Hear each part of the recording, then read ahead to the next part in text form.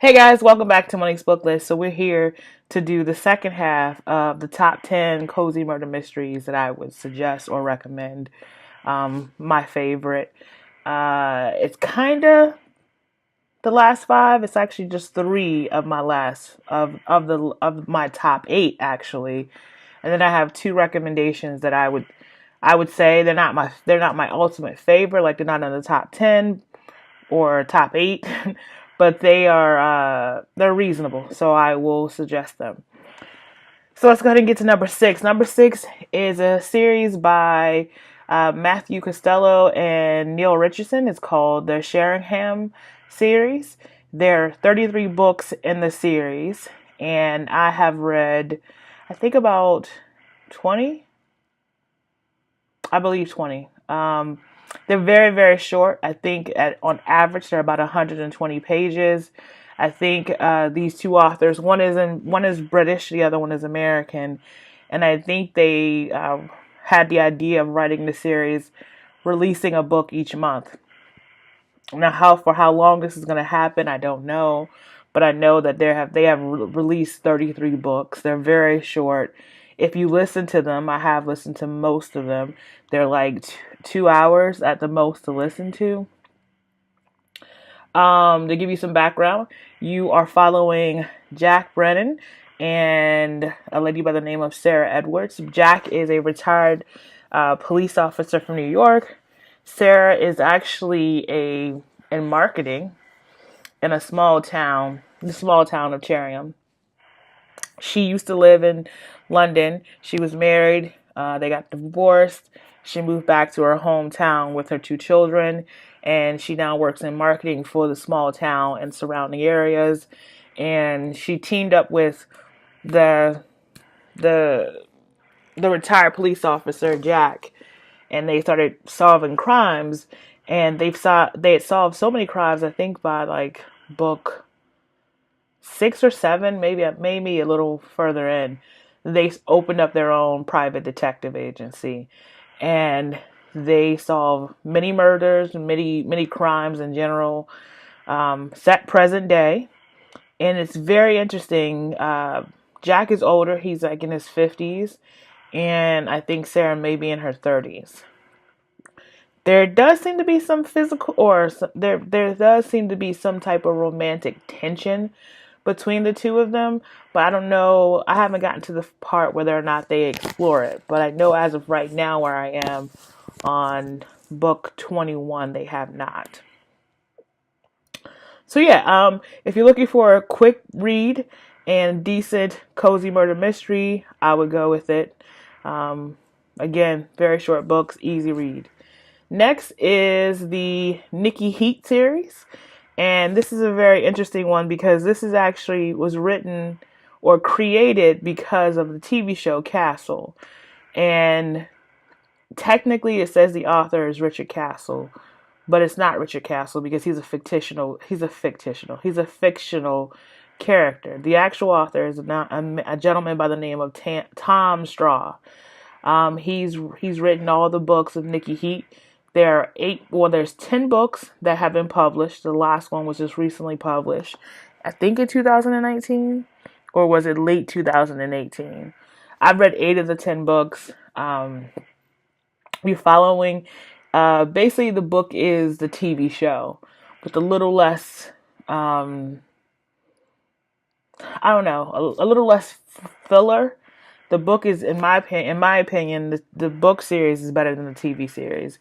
You're following Nikki Heat. She's a detective in New York, present day. She's a detective in New York, and there's this author. His name, I think it is Castle.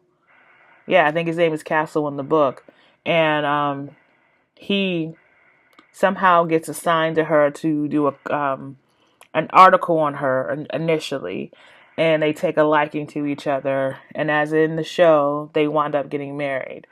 Nikki has an overarching theme to her whole story, which is the mystery of her mother's murder. And you kind of find out who is behind all of that in a very interesting way. Her mother had some deep secrets. It was good. It is good. Her original captain was kind of crooked. But they're always, if you've ever watched old school crime detective shows, when someone's crooked, they're crooked because they were naive to get into that side of police work, and then they were too far in to kind of peel themselves back, so they were just in being crooked. All right, so last to round out the top 8 is none other than my favorite Murder, She Wrote series. There are 49 books in this series. I have only read 3 in the series. Again, just like the Castle series, or just like the Nikki Heat series, technically the books are written by Jessica Fletcher, which we know Jessica is a fictional character and it can't be written by her. The actual author is Donald Bain, and he's written all 49 books. I've only read 3, but they, in the same way as the Nikki Heat series, they follow the TV series. However, unlike the Nikki Heat series, I think the books and the TV shows are pretty equal. I don't think one is better or worse than the other. I think they match up very well. So yeah, and we all know the story of Jessica Fletcher. She is a widow, retired English teacher who becomes an author and is an amateur sleuth who is solving murders first in her town, her local town, which is Cabot Cove, and then along the way, wherever she travels to, whether it be wonderful South Carolina, that was the last book I read, or if she's in the south of France, she's solving murders, or in our state's capital, she's solving murders. The TV show and the books are set in the 80s. I think they stop before they get to the 90s. So it's very dated.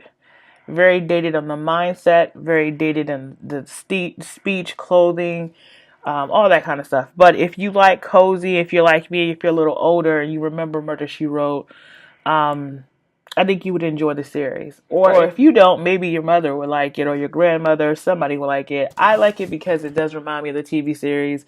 I own the TV series on DVD, and I also have Prime, and I watch it on Prime, and it's also on, TV.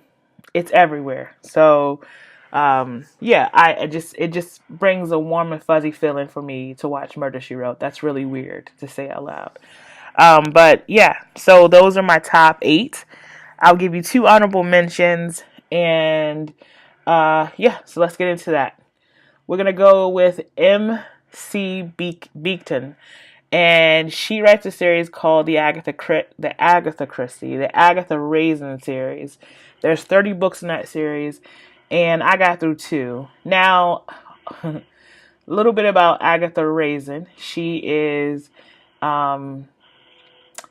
she's a PI agent who moves from London to a small town called Cotwolls, and she starts helping solve murders and things. There's a TV series, there's a British TV series. They make Agatha in the series closer to my age. So Agatha's probably around 45, maybe 50. In the books, it seems like Agatha is almost 60, and she's miserable. Like, she's just a miserable person in these books. So I didn't quite enjoy the books as much as I thought I would. I did put them on this list because if you're looking for a cozy, like, town to hang out in, kind of get to know some characters and be on a journey with one person, it's a good one. It's not my favorite honorable mention. I actually have 2 others that I would prefer. I would tell people to read over that one, and that is the Hannah Swanson series, and it is by Joanna Fluke, and there are 25 books in this series. I read the first one.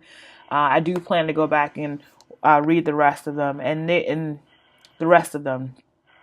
Now, the Hannah Swanson series is actually was an actual series of movies on the Hallmark Channel, and I forget who they were played by. I think her name is Allison something, but she's a baker and she's an amateur sleuth, and she's helping the police solve murders.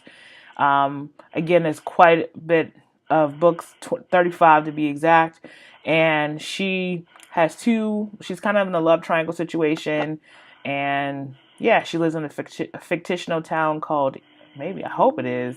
Yeah, it's fictional. Lake Eden, Minnesota.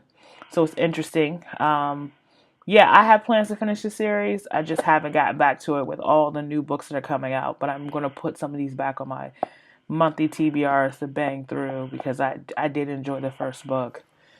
Last on my honorable mentions, actually, I guess I gave you 11 series to read, is the Aurora Teagarden series. There's 10 books in this series.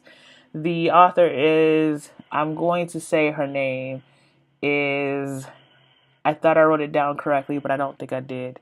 Charlene Harrison. And this surrounds a realtor who lives in a small town in Georgia, and she and her friends are very interested in real murders, like unsolved murders, like the Lizzie Borden murder, where they try to figure out if she did actually kill her father and her mother, or did she have a psychotic break, all that kind of stuff. So Aurora is the main character, and is she has a group of people that get together and they talk about real murders, unsolved, and some that are solved, and they talk about the gruesomeness of it and that kind of stuff. And she's a librarian, and it's just that part of it is weird for me, that there's a group of people who are so interested in crime or murders that they get together and talk about them. Makes me a tad bit uncomfortable. However, the series is good. Again, there's 10 books in the series. Again, just like the Hannah Swanson series, there was a Hallmark series about this character. I don't know if it's still going on, but yeah, it's a really cute series to read. I don't have anything negative to say.